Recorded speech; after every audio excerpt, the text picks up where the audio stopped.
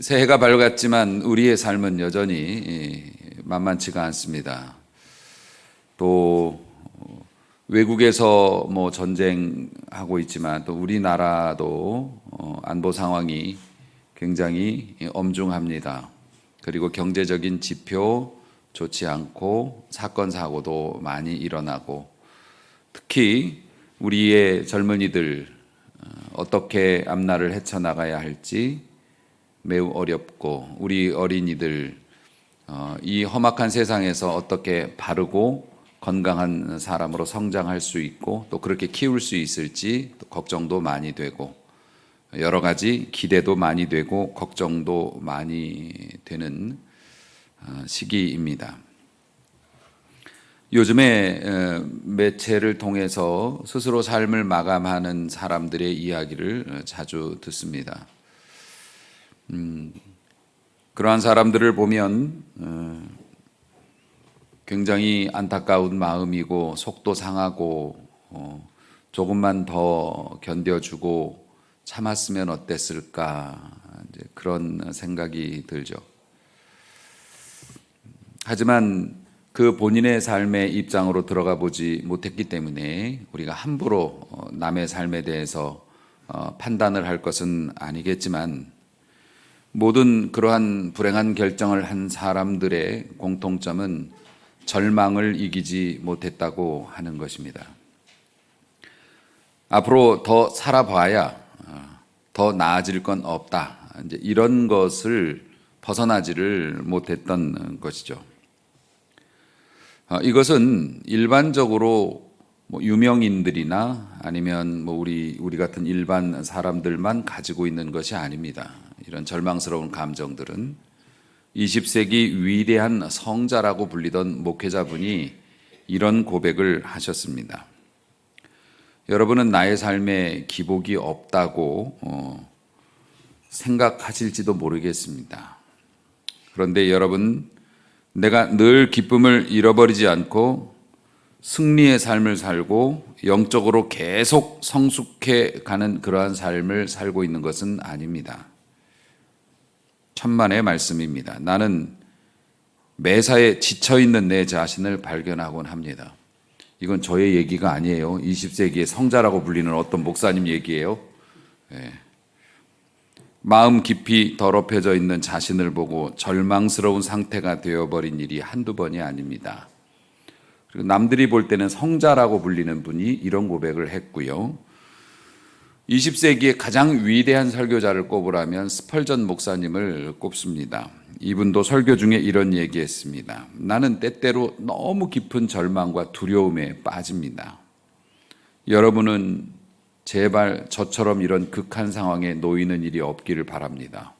얼마나 이게 무서웠으면은 설교자도 그랬다는 겁니다. 믿음의 용사였던 다윗도 이렇게 얘기했습니다. 시편 69편 2절에 보면, 우리가 쓰는 말로 이제 읽어드릴 겁니다. 내가 깊은 수렁에 빠져 들어갔는데 발을 디딜 곳이 없습니다. 무섭지 않습니까? 발을 디딜게요. 발이 안 닿는데요. 깊은 늪 같은 데 빠졌는데 발이 안 닿는다는 겁니다. 내가 깊은 물에 빠졌어요. 그런데 큰 물결이 나를 또 덮친다. 수영도 못 하는데, 발이 안 닿는데 보니까 큰 물결이 이렇게 오고 있어요. 이런 상황이었다고 다윗이 고백을 했고요. 사도 바울은 안 그랬나요? 사도 바울은 고린도후서 1장 8절에서 이렇게 말합니다. 형제 여러분, 우리가 아시아에서 어떤 고난을 당했는지 여러분이 잊지 않기를 원합니다. 알아줬으면 좋겠습니다. 그때 우리는 도저히 우리 힘으로 견디기 어려운 고생을 했고 마침내 우리가 살 수 있다는 희망마저 버린 적이 있다. 바울이 그랬어요. 살 희망을 버린 적이 있었다. 우리도 역시 때때로 크고 작은 일로 절망합니다. 그래서 사람들이 그 절망을 이기기 위해서 무엇을 합니까? 요즘 우리 딸이 어디서 뭘 받는지는 몰라도 계속 300만 원만 자기한테 투자하라고 계속 그럽니다.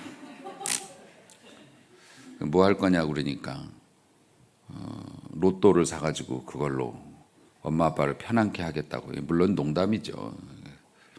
150만 원을 투자하면 2등까지는 자기가 보장한다고. 이 보이스피싱 아니에요? 이 정도 되면? 이거는 우스갯소리지만 실제로 사람들은 절망을 벗어나기 위해서 복권을 사기도 하고 또 혹은 술을 마시고 잊어보려고 하기도 하고 마약을 쓰기도 하고 뭐 온갖 산으로 들러 다니면서 열심히 살아보려고 노력도 하고 그렇게 하지만 세상의 것은 일시적인 것이라. 그리고 그 후유증은 더 크게 오죠.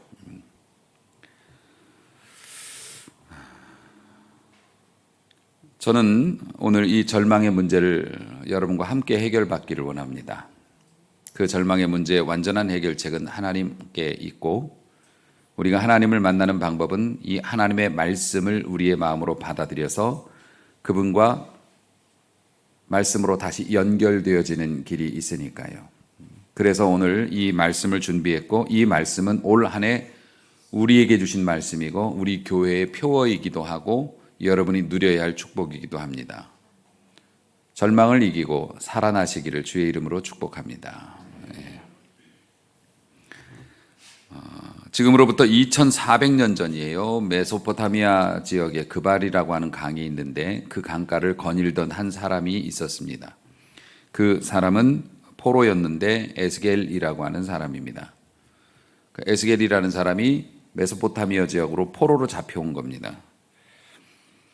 주전 606년에 바벨론의 느부갓네살이 이스라엘을 쳐들어와서 성을 박살내고 사람들을 잡아갔습니다.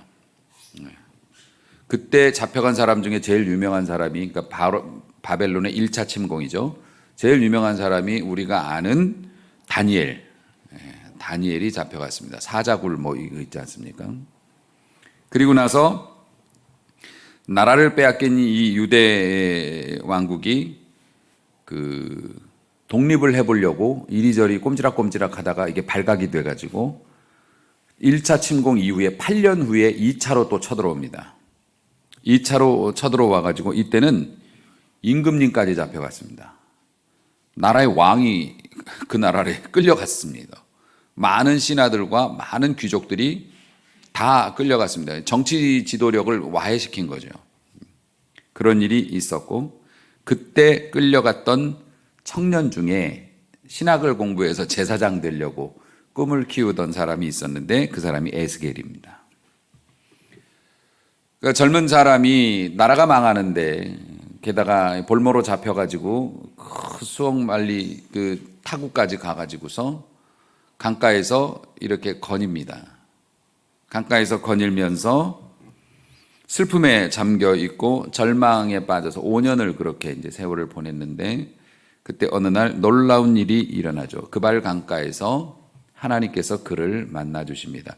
성령의 감동이 되고 신비한 신비 체험을 이제 하게 된 것이죠. 그리고 하나님께서 에스겔 선지자의 입에 권능을 주시고 그 마음에 또 그 영적으로 신기한 것들을 보게 하심으로 담대함을 주셔서 그때부터 이 사람이 선지자로 활동을 하게 됩니다. 이제 부르심을 받은 거죠.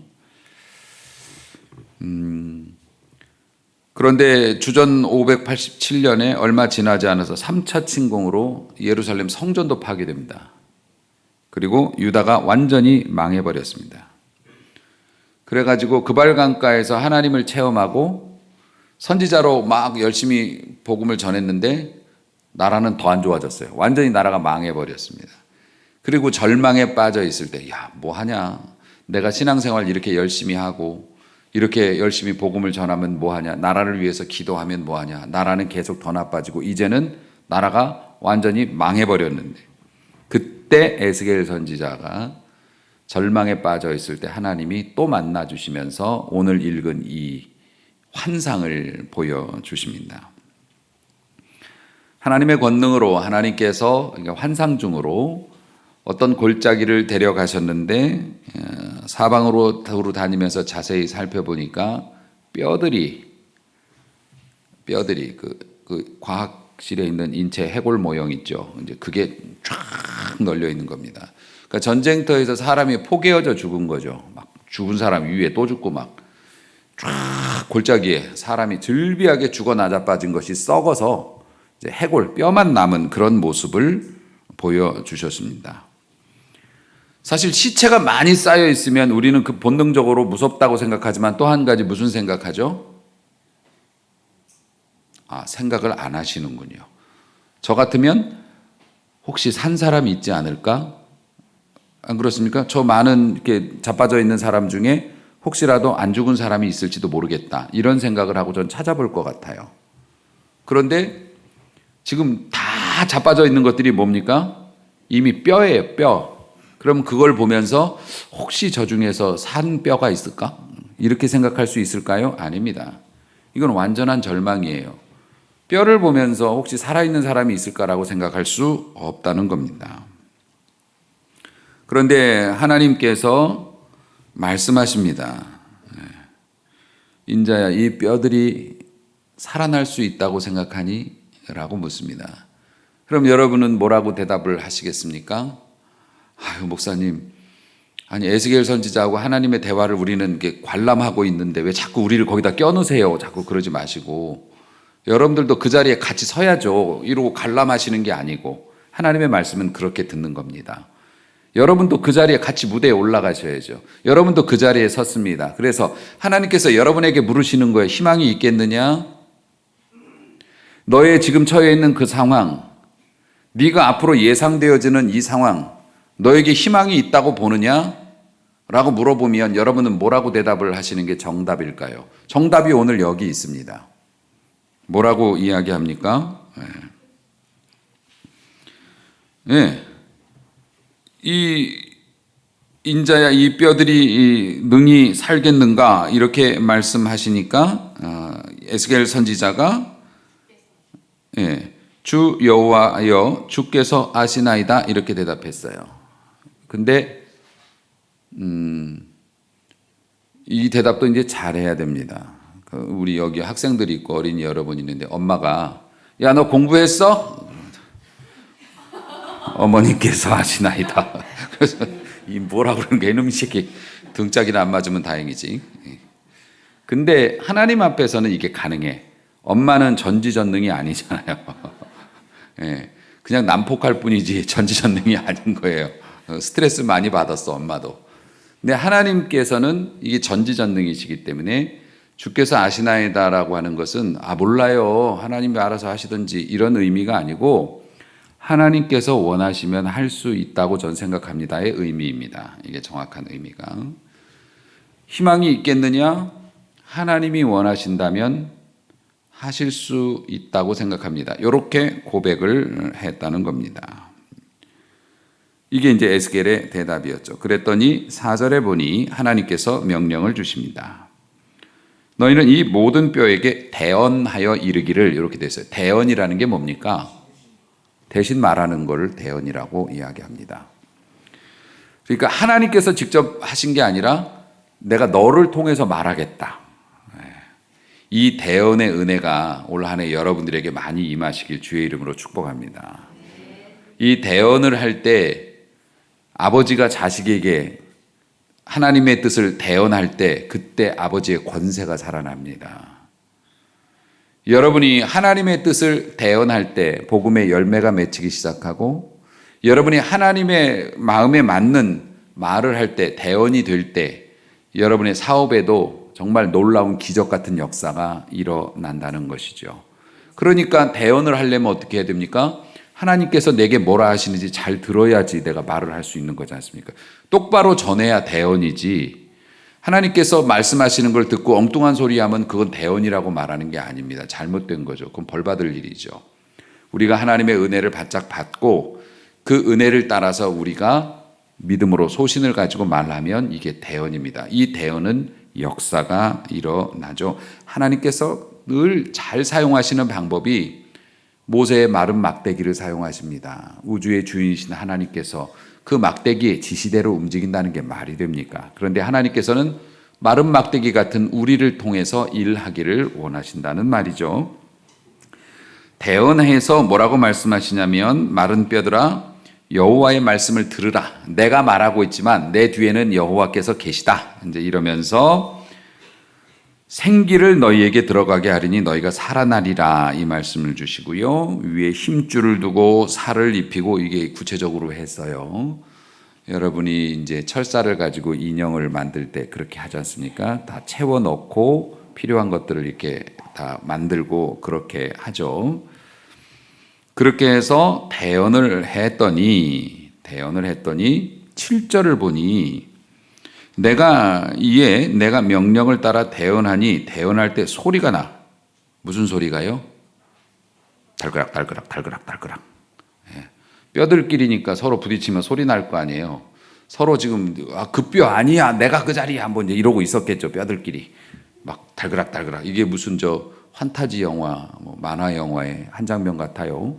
뼈들이 막 슉슉슉슉 하면서 자기들끼리 정한 위치로 막 그래요. 움직여요.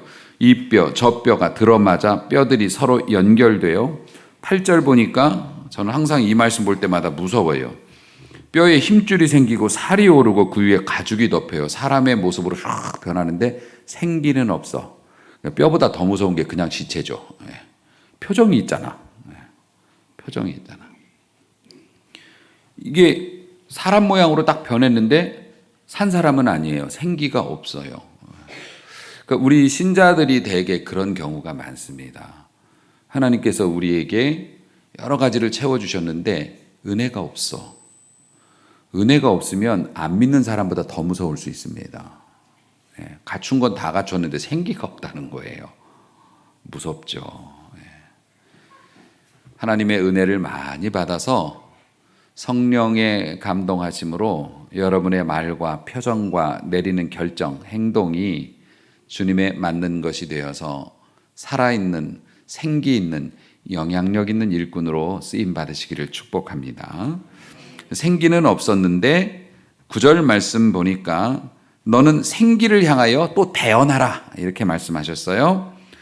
여호와께서 이같이 말씀하셨다. 생기야 사방으로부터 와서 이 죽음당한 자에게 불어서 살아나게 하라.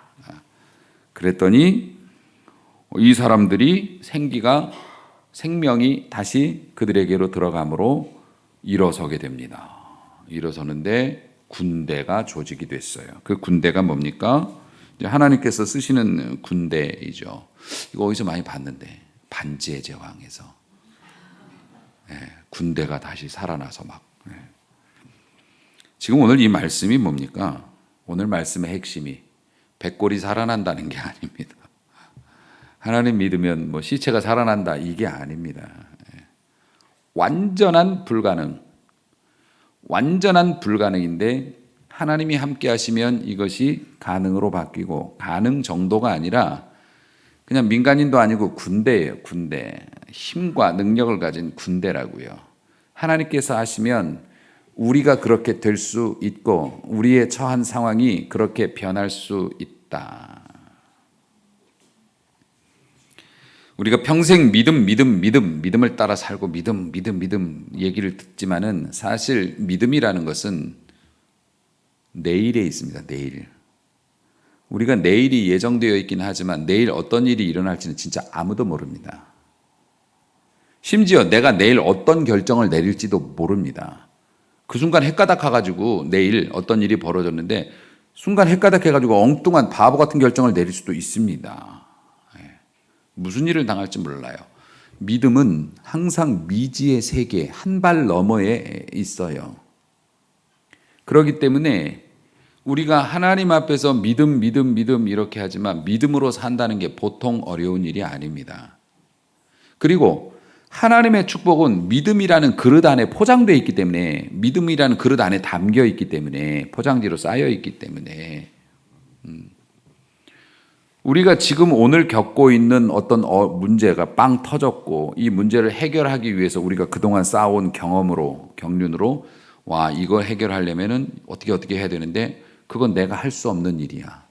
마치 백골을 보면서 여기 부상자 있나 이걸 찾는 것처럼 이건 의미 없는 일이야. 이렇게 되면 절망인데 하나님께서는 약속을 주시지 않습니까? 그 약속을 살아나리라라는 약속을 주는데 이게 내일에 있단 말이에요. 눈에 보이지 않고 한 걸음 더 너머에 있단 말이죠. 그런데 그 한 걸음 걷기가 어렵단 말씀입니다. 그 한 걸음을 걸으려고 보면 낭떠러지 같아서 그걸 못 뛰겠는 거예요. 그때까지 못 기다리겠는 거예요. 그러니까 항상 믿음은 한 발 너머에 있는 거죠. 그리고 그 한 걸음이 우리가 내딛기 어려운 지점에 있습니다. 그래서 이게 믿음인 거죠. 그러면 어떻게 합니까? 수도를 하세요. 수양을 하세요. 아니면 집을 나가서 무슨 머리를 빡빡 깎으시든지 아니면 산에 골짜기에 들어가시든지 수도원을 쌓아가지고 우리끼리 계속 기도를 하면서 말씀 보면서 믿음을 막 그 헬스클럽에 가서 사람들 막 으쌰으쌰 하듯이 그렇게 해갖고 우리가 믿음을 키웁시다. 아니요. 믿음이라는 건 우리의 키가 커지면 거기서 한 걸음 더 올라갑니다. 초신자는 초신자 수준에 맞는 시험이 있고 목회자는 목회자의 또 고민되는 영역에 시험이 있는 거예요. 항상 믿음은 한 걸음 더 위에 있습니다. 우리의 손에 안 닿는 곳에 있다고요. 그러니까 일반 종교들은 어떤 방식으로 그 절망을 해결하려고 합니까? 우리가 더 수련을 해야 돼. 조직을 만들어야 돼. 아니면 우리가 더 큰 희생을 해야 돼. 자식이 제일 소중하니까 자식을 내다 바치자. 막 이런 식으로 그 미지의 한 걸음을 내딛어 보려고 합니다. 하지만 하나님께서는 이 취지가 이런 취지입니다. 그걸 왜 너희들이 해결하려 하느냐? 안 되는 걸 왜 너희들이 해결하느냐? 내가 해준다. 그러니 너희는 네가 스스로 그것을 해결하려고 하기보다는 기다려라. 네 모습 유지하고 네가 하던 일들 하면서 기다려라. 그러면 내가 길을 열어준다. 그때까지 너 안 도망가고 참을 수 있겠지. 하나님은 그렇게 하시고 이게 기독교와 타종교의 가장 큰 점입니다. 타종교는 뭔가 마일리지를 쌓든지 뭘 어떻게 해가지고서 사다리를 놔야 올라갈 수 있다고 생각하지만 하나님께서는 내가 너를 들어줄 텐데 맡길 수 있겠냐? 하나님은 그걸 물어보시는 겁니다. 사랑하는 성도 여러분, 백골이 살아나는 게 문제가 아니라 믿음으로 희망을 선포하라는 말씀입니다. 자, 내 삶에서 이 막 뼈들이 막 이렇게 됐으면 좋겠다. 그 다 좋은 얘기죠. 하지만 오늘의 주제는 뭐냐면은 여러분이 뼈가 아니라는 거예요. 여러분이 백골이 아니에요. 여러분이 에스겔인 겁니다. 에스겔에게 하나님이 주신 명령이 뭡니까? 네 생각에는 저게 희망이 있다고 보냐? 네 생각에는 너의 자녀의 밝은 미래가 있다고 보냐? 네 생각에는 네가 하고 있는 사업에 희망이 있다고 보느냐? 네가 꿈꾸고 있는 것들에 희망이 있다고 보느냐? 주님께서 하시면 할 수 있다고 생각합니다. 우리가 믿음으로 고백하면 하나님이 뭐라고 말씀하십니까? 너는 대언하라. 그러니까 여러분이 마른 뼈가 아니고 여러분은 에스겔이고 하나님께서는 여러분에게 희망을 대언하라라고 말씀하시는 겁니다. 그래서 사랑하는 성도 여러분, 물론 에스겔이 뼈면 안 되죠. 뼈는 말을 못하니까. 에스겔이 사람으로 살아있으니까 대언을 할 수 있었던 것처럼 여러분이 먼저 올 한 해 은혜 받으시고 지금 잘 하고 계시는 거예요. 진짜 여러분 잘하고 계시는 겁니다. 이대로만 잘 가시면 됩니다.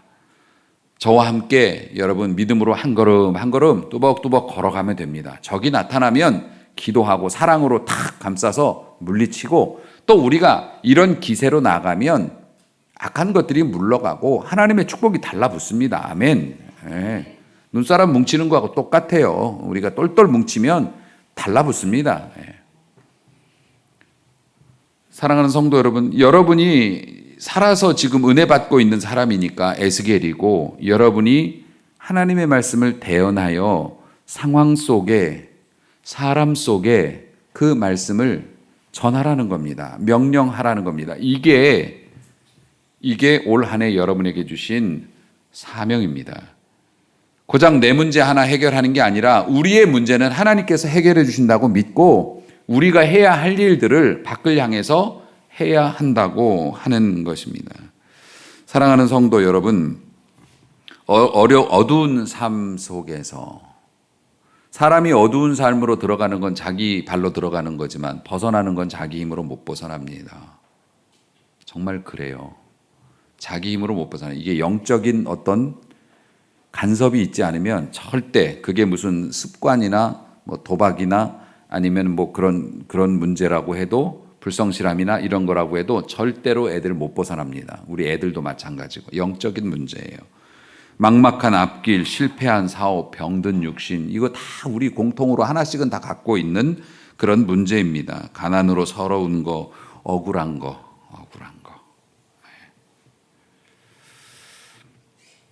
어떤 사람이 사기를 쳤습니다. 그래서 신고를 했습니다. 그리고 그 사람이 처벌을 받았는데 벌금형을 받습니다. 그 벌금 누가 갚습니까? 안 해보셨구나. 나라에서 갔습니다. 사기는 내가 당했는데 내가 고생하고 막 이렇게 해가지고서 했는데 벌금형을 받았어요. 사기죄로 벌금형을 받았어요. 그 벌금을 나라에서 가져가고 나는 고생하고 얻은 것도 없고 화나죠. 그러니까 우리가 정당하게 하고 우리의 권리를 주장해도 우리의 권리가 인정 못 받는 일들이, 그보다 더 큰 일들이 우리의 삶 속에도 많이 있습니다. 억울합니다. 하늘 풀 길이 없어요. 잊혀지지가 않습니다. 이런 억울한 일들. 인간관계, 왜 그렇게 성격 파탄인 사람은 많은지. 여러분 일하다 보면 뭐 고객으로나 어떤 사람들 보면 진짜 마음 상처 주시는 분들도 있죠. 제가 요즘에 늘 쓰는 말입니다. 같은 공기를 마시고 같은 땅에서 나온 것들을 먹는데 왜 그렇게 사람들 생각이 다 다른 건지 모르겠다. 왜 이렇게 힘들게 그러는지 모르겠다. 그런데 사랑하는 성도 여러분, 이런 절망이라는 영적인 바이러스라고 하는데요. 이건 전염이 되기 때문에 바이러스예요. 여러분이 이런 회색빛 세상 속에서 하나님의 말씀을 대언하는 자로 쓰임 받아야 된다는 겁니다. 이 가족 중에 한 사람만 진짜 절망한 사람이 있어도 가족이 함몰됩니다. 무너져요. 그러니까 여러분이 대언을 해야 합니다. 그리고 나부터 살아나야죠. 나부터 살아나. 어쩌면 목사님 저는 말주변이 없거나 성향상 남에게 뭐 이런 거, 자식에게 뭐 이런 거 이게 말하는 사람이 아니에요. 여러분 이게 언어가 아닙니다. 언어가. 하나님의 말씀을 대언하는 건 언어만 있는 게 아니에요. 여러분이 내리는 판단이나 결정, 말없이 뒤에서 한번 쓸고 담는 거, 말없이 조금 모자른 거 내가 채우는 거, 이런 것들을 통해서 분명히 보는 사람이 있고요. 하나님이 알아주시고, 하나님이 알아주시면 밝은 빛이 내 마음에 들어오고, 밝은 빛이 내 마음에 들어오면 할 수 있는 일들이 더 많아지고, 그런 일들을 그런 일들을 하기 위해서 필요하면 물질도 채워주시고, 건강도 채워주시고, 형통도 채워주시고. 사랑하는 성도 여러분, 그러므로 우리가 그렇게 하나님 앞에 영적인 건강을 유지하고 희망을 대언하면 우리의 영이 살아날 뿐만 아니라 자녀들이 살아나고 교회가 살아나고 가정이 살아나고. 뼈가 붙고 힘줄이 붙어서 사람의 모양은 갖추었지만 생기 없이 누워있는 이 시대에 여러분의 기도와 행함, 선포로 이 시대가 살아날 수 있기를 축복합니다. 여호와의 군대로 살아가십시오. 그냥 여호와의 군대로. 군인은 행동의 제약을 받을 수는 있으나 교도소에서 사람들이 행동 제약 받는 거하고는 다릅니다. 군인은 먹을 걱정하지 않습니다. 무엇을 입을까 걱정하지 않습니다. 나라에서 채워줍니다. 사명을 주었기 때문에 그거 감당하라고. 내 힘으로 내 돈으로 만질 수 없는 비싼 것들도 다루고 만질 수 있게 도와줍니다. 나라에서 허락해 줍니다. 하나님의 군대로 살아가기로 결심해 보십시오.